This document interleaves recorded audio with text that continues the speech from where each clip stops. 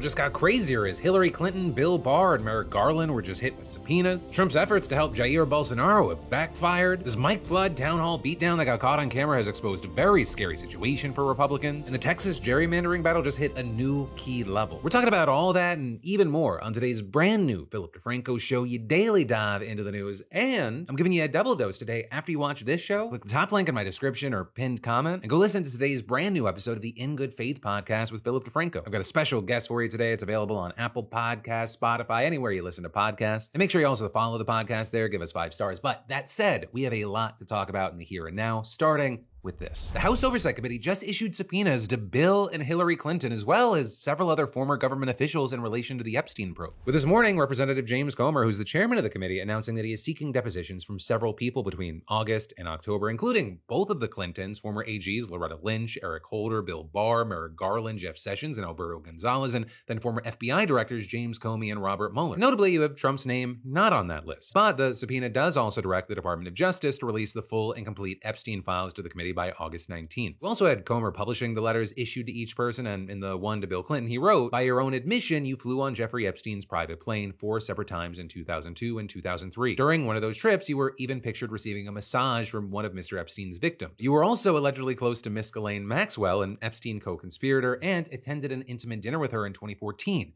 3 years after public reports about her involvement in Mr. Epstein's abuse of minors." With then the letter to Hillary also noting the apparent close relationship that the Clintons had with Epstein, and added, "Ms. Maxwell's nephew worked for your 2008 presidential campaign and was hired by the State Department shortly after you became Secretary of State." You then had the letters addressed to the several attorneys general, mostly focusing on what role the DOJ played in the Epstein-related investigations at the time that they were the head of the department. And in the letter to Bill Barr, who was AG both under George H.W. Bush and during the latter half of Trump's first term, Comer said, "Your second tenure as U.S. Attorney General, beginning in early 2019, coincided with the federal sex trafficking investigation of Jeffrey Epstein, as well as his eventual death while in federal detention. It also coincided with the federal indictment of Miss Ghislaine Maxwell, which stemmed from the Epstein investigation." Now, obviously, it's not clear yet how all of these people are going to respond to the subpoenas, but when it comes to the Clintons, you had people noting they've previously denied any wrongdoing when it comes to Epstein, with a spokesperson issuing a statement back in 2019 saying, "President Clinton knows nothing about the terrible crimes Jeffrey Epstein pleaded guilty to in Florida some years ago, or those with which he has been recently charged in New York." And then further claiming that he only traveled on Epstein's plane in connection with work for the Clinton Foundation, and he had not spoken to Epstein in over a decade. But all of that is, one, you had many people saying, hey, do you know who was president when Bill Barr was the AG, and who had a long-term intimate relationship with Epstein and was also on his plane? The current president of the United States, why is he not included here? But then two, it's going to be interesting to see where this Epstein news goes today, because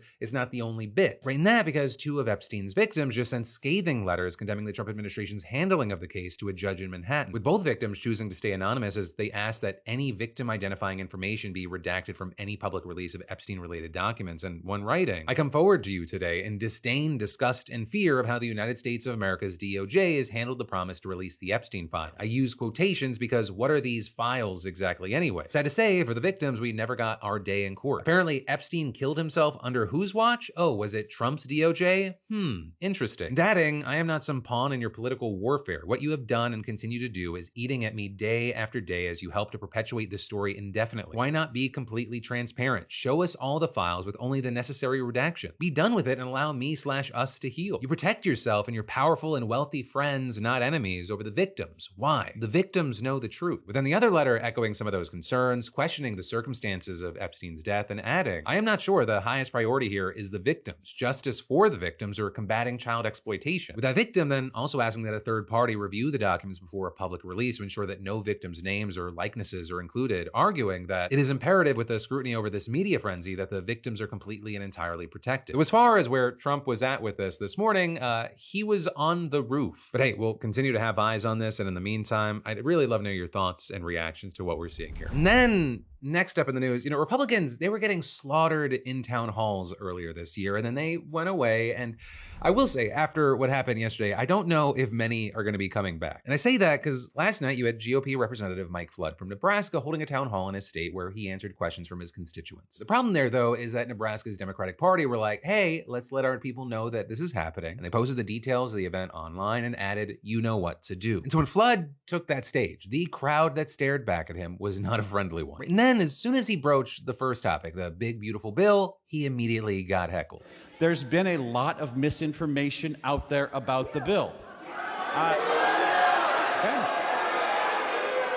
Okay, let's start here. Please let me tell you why I voted the way I voted, and then we will take your questions, and you will have an opportunity to get answers. Now, of course, with this, you know that this show is about trying to make all the news consumable. But with that, I gotta know that if I was to show you all of the heckling and the booing that he got, I'd have to just play the entire hour-and-a-half town hall for you, because it literally never stopped. Like, I think the bad dreams that he had about how this could have gone were probably smoother than how it actually played out. Right? And then when Flood actually tried to engage the audience in a dialogue, he didn't get the reactions that I guess he thought he might get. If you choose not to work, you do not get free health care. You do not get free health care. Okay. So here's a question. Do you think that people who are 28 years old that can work and refuse to work should get free health care? Flood then trying to appease them a little bit, but it just didn't work. I truly believe this bill protects Medicaid for the future. I believe it. Right, and then when Flood celebrated the BBB's tax cuts, they responded with a chant of their own. Next slide, please. No taxes on overtime. But then getting to a point where the organizers started reading questions that were submitted from constituents, such as, why did you vote for a bill that increases the debt by $3 to $4 trillion? When President Trump passed the 2017 tax cuts, we saw explosive growth in this country. We saw explosive growth. And then the question, why did you cut SNAP, food stamps, and healthcare research? We do not have unlimited money in the United States.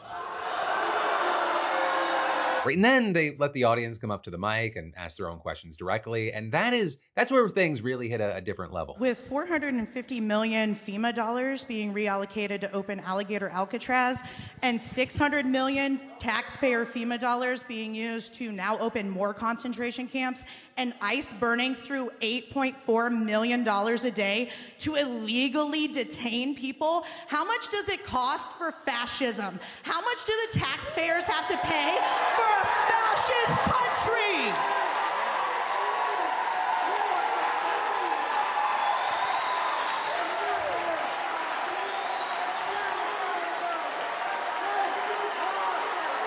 Americans went to the polls in November, and they had a choice between a Democratic candidate that had an open border, no enforcement, fentanyl, drugs, human trafficking.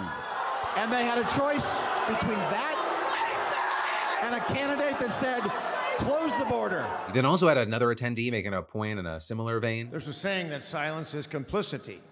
Your silence tells us that you have no problem with the January 6th attack on the Capitol, the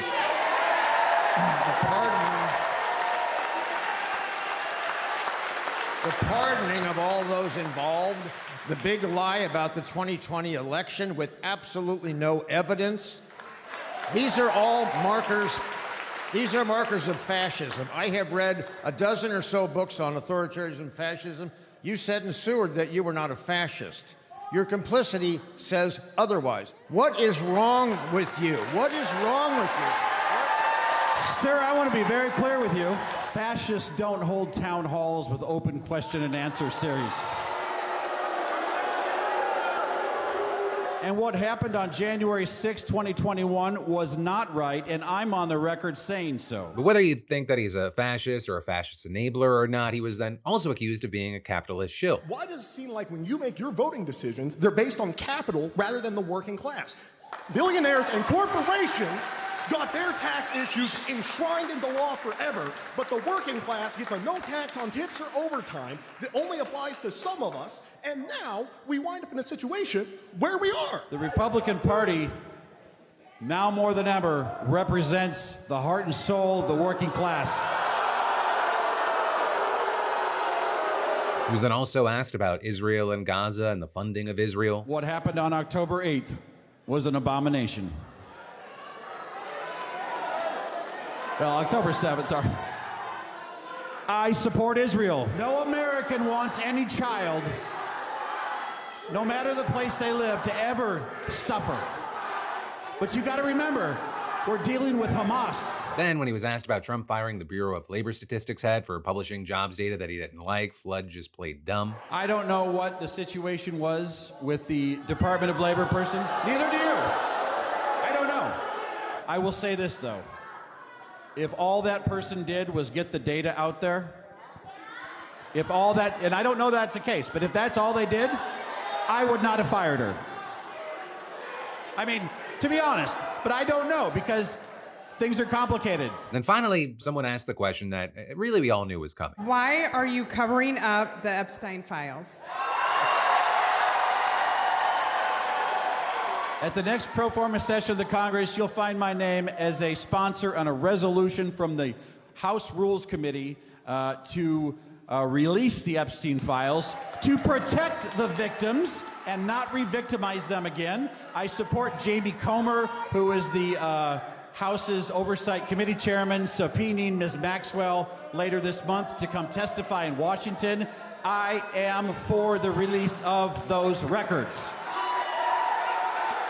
So there, I should correct him on a couple of things. First, Comer actually postponed the testimony by Ghislaine Maxwell back to October at the earliest, right? And that supposedly so the Supreme Court can decide whether to review her case in late September. And second, the resolution he mentioned is non-binding, so it wouldn't actually force Trump to release the files. But then, after some more questions, Flood finally wrapped things up to a chance of vote him out. Thank you very much, and have a safe drive home. Now, obviously, with this, you have to note that the crowd is some 700 there. It didn't reflect all of Nebraska. As I noted before, the Democrats encouraged people to attend, and this was held in Lincoln, which is a relatively progressive city for the state. And all of that as Flood occupies a very safe seat, with him winning his district last year by more than 20 points. Right? And this is not the first time in a town hall where he has faced such a grilling. Where during another back in May, someone asked him about a line in the big, beautiful bill that stops scores from holding the White House in contempt if it ignores their injunctions, and Flood gave this answer. I am not going to hide the truth. This provision was unknown to me when I voted for that bill. And very notably, Republicans got similar treatment from their constituents as well. The likes of, for example, Senator Joni Ernst going viral for this response to someone yelling that people will die as a result of the Medicaid cuts. Well, we all are going to die. You know, it's been a minute, and now this 6-week recess that Mike Johnson called early to avoid voting on releasing the Epstein files, it's ended up being the first time that they've had an extended break since the BBB passed. And so this reception that Flood received, it's what a lot of his colleagues were fearing would happen, which is actually why back in March, with the chairman of the House Republican campaign arm warning his colleagues against doing in-person town halls and suggesting, hey, do virtual events where questions and comments could be filtered. And now it appears that Flood himself agrees, with him telling reporters after yesterday's town hall, "This is my third and final one for the year. We're going to give you all a break," which very much sounds like me on a call that I wish ended 10 minutes ago going, you know, let me give you back your day. Sorry for holding you up. But also, notably with this, you had the New York Times adding here that the 35 House Republicans whose seats are being targeted by Democrats next year, only one of them, Brian Steele, has actually done an in-person town hall, and it did not go well either. But what I view is the moral hazard created by the Biden administration by allowing the U.S.-Mexico border to remain insecure. And so...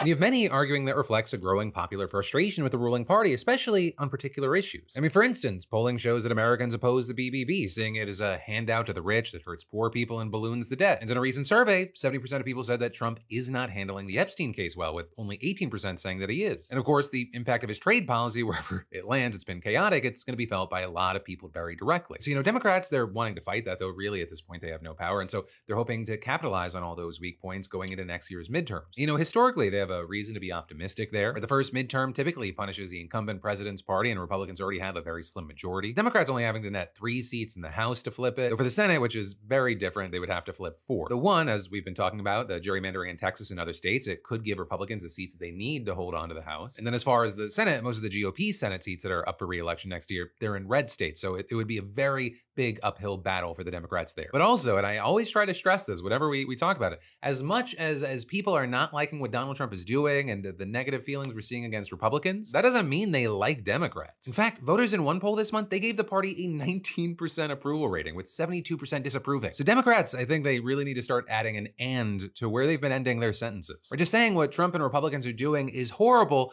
it doesn't make a difference if at the end of that sentence you don't go, and this is what I'm gonna do about it, or this is what I can offer. Being against something is only part of a personality. What are you for? And speak like normal ass people. Please do not do such a horrible job. One day I have to leave my cushy gig and fucking throw my hat in the ring. I would hate it. And then I've got more news for you in just a minute, but first, summer, it's officially upon us and you need to get out more, right? And with that, we've been giving out $500 every week for over a year thanks to our sponsor over at Seatgeek, and somehow some of y'all still haven't entered for free, which is crazy because right now the lineup is stacked. Lady Gaga, The Weeknd, Morgan Wallen, Lorde, Tate McRae, the Lumineers. It is a wild time for live events. And it's been really awesome seeing so many of you beautiful bastards winning the $500 Seatgeek weekly giveaway and using it to hit up concerts, games, Broadway shows, everything. Just living your best lives, and if you haven't entered yet, it takes like 2 seconds, and next week's $500 winner, it could be you. Right, and for the uninitiated, Seatgeek is the #1 rated ticketing app with over 28 million downloads and tickets to over 70,000 events, sports, music, comedy, theater, you name it. First timers, you download the app, you scan the QR code, or you hit that link in the description, and you use code PHIL for $20 off your first ticket purchase. And then, and this is key, you add code PDS to your Seatgeek account as well. That gets you $10 off any ticket, and it enters you for your chance to win the $500 weekly giveaway, no purchase required. And for Seatgeek vets, you've used Seatgeek before, that applies to you as well. Just add code PDS to your account and you're entered. So hey, scan the QR code or click the link below and use code PHIL and PDS and go make some memories. And then next up, we've got to talk about how Texas Governor Greg Abbott, just a few years ago, he was complaining that it was wrong to use the justice system to target political opponents. And then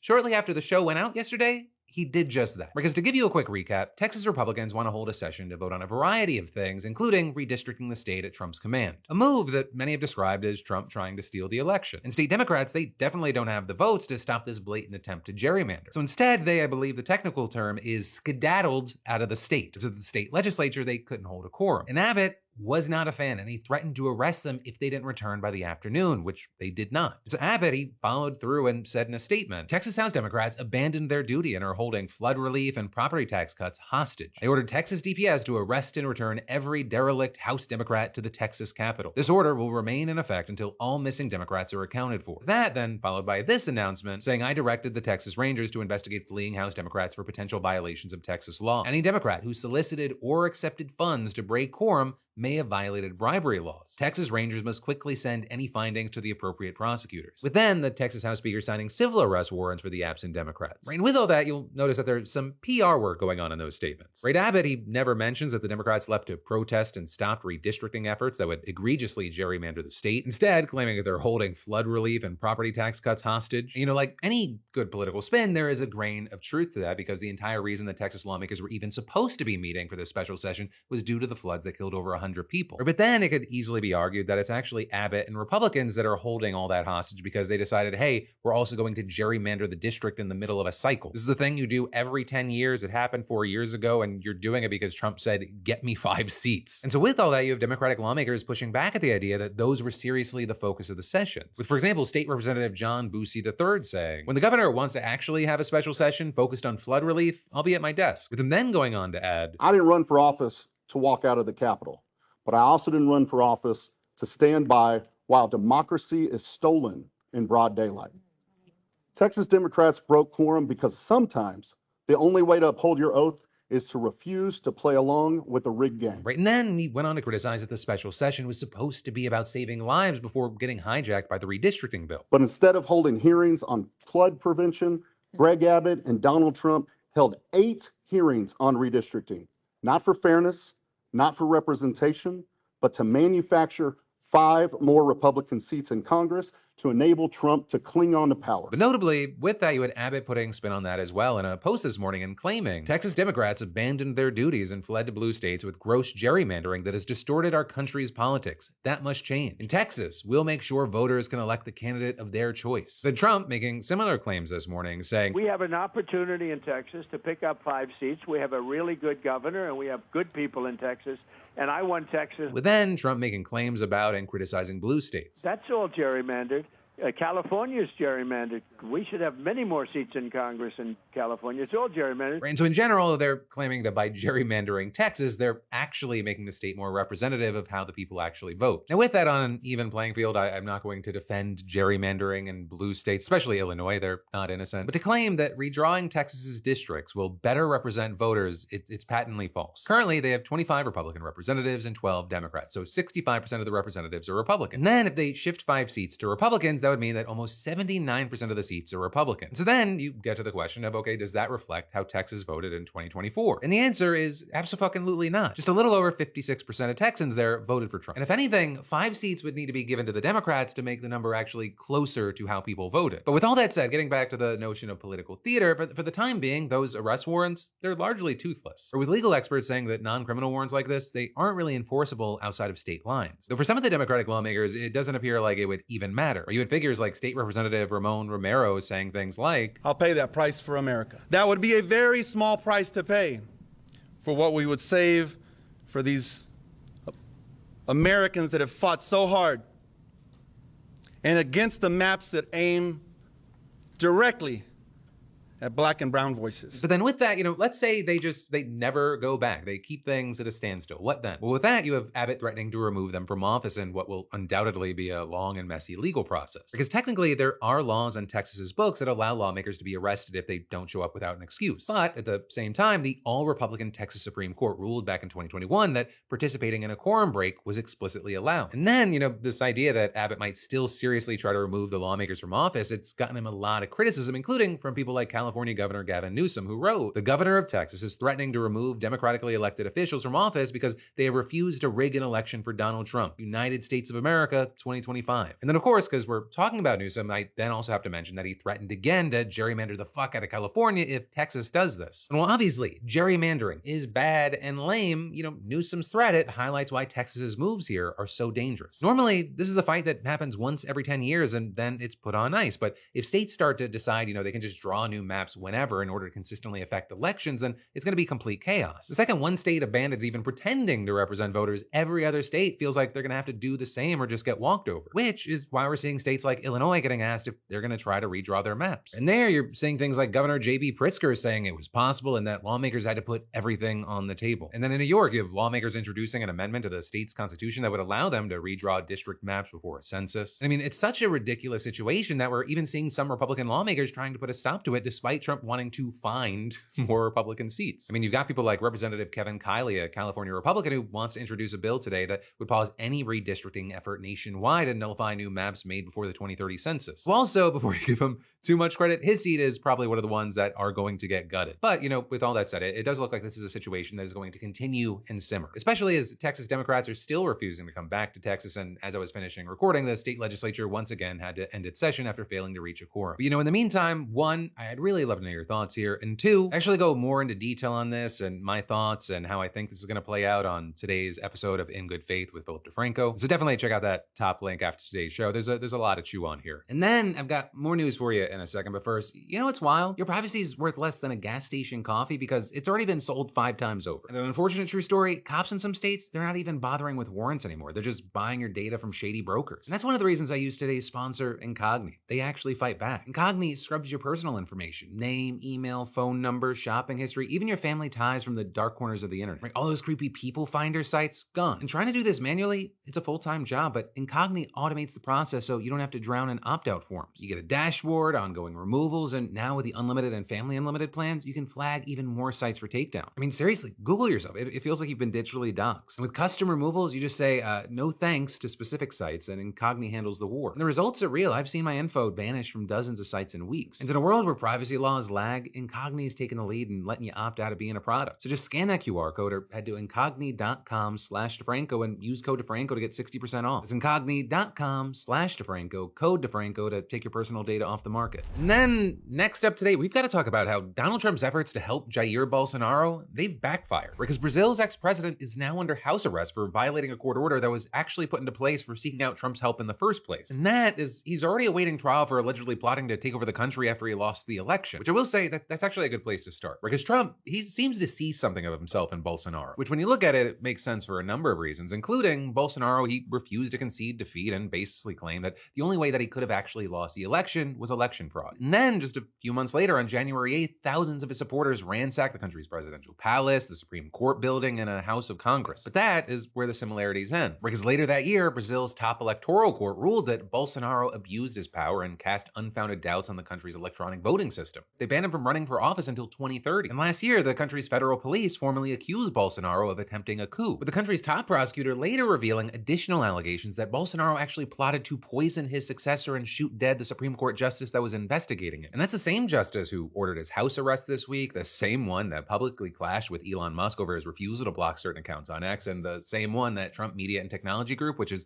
majority owned by Trump and runs his Truth Social site, sued earlier this year. Also, as far as other connections, one of Bolsonaro's sons who served as a congressman in Brazil moved to the United States, and since March, he's reportedly been roaming the halls of the White House trying to convince people in the administration to help his father. And while very likely it wouldn't have required much prodding, if there was prodding, it clearly worked. Right, last month, you had Trump threatening that tariffs on Brazilian imports would go up to 50%, with him calling the case against Bolsonaro a witch hunt and also citing a non-existent trade deficit. And last week, you had him making good on that threat, which actually makes the tariffs against Brazil the highest of any that Trump has actually gone through with, and arguably with even less economic justification. And that's not even all of it there. You had the White House hitting that Supreme Court justice with sanctions and accusing him of authorizing arbitrary pretrial detentions and suppressing freedom of expression. But then, in turn, the judge labeling Trump's actions as part of an illegal and immoral effort to obstruct justice. An effort the judge said was being engineered by a group of Brazilian traders who had lobbied foreign authorities to carry out hostile acts against the country's economy. And there, of course, he's referring to Bolsonaro and his allies, including his son, who, wouldn't you know it, is now reportedly seeking U.S. citizenship to avoid going back to Brazil. And actually, with that, the judge specifically cited the younger Bolsonaro's lobbying as a justification for an order last month that banned his daddy from going on social media and making him wear a tracker bracelet on his ankle. With that, then bringing us full circle, because that's the order that the judge says that Bolsonaro has now violated. Or with him pointing to the fact that Bolsonaro recently appeared virtually at a protest via a phone call with his other son, with that one being a senator in Brazil, and you had the judge writing in his decision that the former president had used the social media accounts of allies to share messages containing, quote, clear encouragement and incitement to attack the Supreme Federal Court and overt support for foreign intervention in Brazil's judiciary. And then adding that Bolsonaro had repeated his unlawful conduct in an even more severe and defiant manner, and saying that he continued to urge and incite a foreign head of state to take measures aimed at unlawfully interfering with the normal course of judicial proceedings. Now there you had Bolsonaro's lawyers denying that he violated any order, saying that they would appeal the decision. But then also, notably, the U.S. State Department came out with a statement condemning the order very, very fast, accusing the judge of using Brazil's institutions to silence opposition and threaten democracy, and adding, the United States will hold accountable all those aiding and abetting sanctioned conduct. And while it's not clear yet exactly what that would look like, what the further efforts to hold accountable would look like, as far as the things that the United States has tried so far, you have many saying that it's backfired. I mean, you've seen a lot of anger getting directed at the Bolsonaros for bringing Trump down on the country, all while the country's current president seemingly getting a bump in the polls because he's being defiant of Trump. But this is far from over. We're gonna have to see where things continue to trend, and also if and how the U.S. gets involved even more. And then, next up today, let's talk about Attorney General Pam Bondi now ordering an investigation into whether or not Obama officials manipulated intelligence while assessing Russian interference in the 2016 election. In this, it comes as members of the Trump administration have been trying to focus on 2016 a lot lately, with many describing this as yet another Trump distraction from the just numerous numbers of scandals, including the Trump Epstein scandal. But with that, you've had Tulsi Gabbard releasing documents that she controversially claimed proved wrongdoing in the Obama administration, and the DOJ then opening a task force to look at those claims. Trump himself even accusing Obama of treason. Now you've got Bondi launching a probe, with a source even telling the AP that she directed a prosecutor to present evidence to a grand jury. Though I will say, right now, it's not clear which officials will be targeted or which prosecutors will be involved in the investigation. But still, I mean, we could see big consequences. I mean, this could make way for an indictment against whichever officials are investigated. So it's no surprise that you had the AP explaining that, quote, the development is likely to heighten concerns that the Justice Department is being used to achieve political ends. Right, because multiple intelligence reports have already found that, yes, Russia did indeed seek to sway the 2016 election in Trump's favor. The Mueller report even landed convictions for Trump allies, though it didn't prove any collusion between Russia and members of the Trump campaign. And then in 2020, a bipartisan review from the Senate Intelligence Committee likewise found interference and concluded that Obama officials acted without political bias while assessing that interference. And a very key thing is that current Secretary of State and then Senator Marco Rubio even signed off on the investigation and said that while the Trump campaign did not collude with Russia here, there was still irrefutable evidence of Russian meddling. And so seemingly because of that and numerous other reasons, you had a former unnamed DOJ official slamming Bondi's move to NBC News and calling it a political stunt and arguing that there is no logical, rational basis for this. So obviously, none of those arguments have stopped Trump and his camp from repeatedly claiming that officials were seeking to undermine his first term by focusing on Russian interference. And so you had Trump applauding the news on Truth Social, writing the truth always wins out, this is great news. And then, while on CNBC, he claimed that he was not part of this decision, though he did continue to cheer it on. Pam is doing a great job. I have nothing to do with it. I will tell you this. They deserve it. I was happy to hear it. I actually read it just like you did. I have nothing to do with it. Yeah, Trump then going on to again claim that the 2020 election was rigged as well. So, he's kind of playing the hits. But then a White House spokesperson releasing a statement saying this effort aims to provide the American people with the truth about the extent to which former government officials worked to sabotage the Trump administration and undermine the will of the American people in a clear attempt to subvert our constitutional republic. This, as a spokesperson for Obama, already slammed the claims as bizarre and a distraction. But still, distraction or not, this does appear to be moving forward and it could affect a lot of people. And that, my friend, you beautiful bastard, is where today's show is gonna end. But one, remember there's even more we gotta talk about today. I got a brand new episode of the In Good Faith podcast. You should definitely check it out. Top link in the description. I had Dan Pfeiffer on, who I think woke up this morning wanting to fight. And two, no matter what you do, I'll see you right back here tomorrow because, of course, I'll have a brand new show for you. So thank you for watching. Stay safe out there. Stay sane out there, and I'll see you then.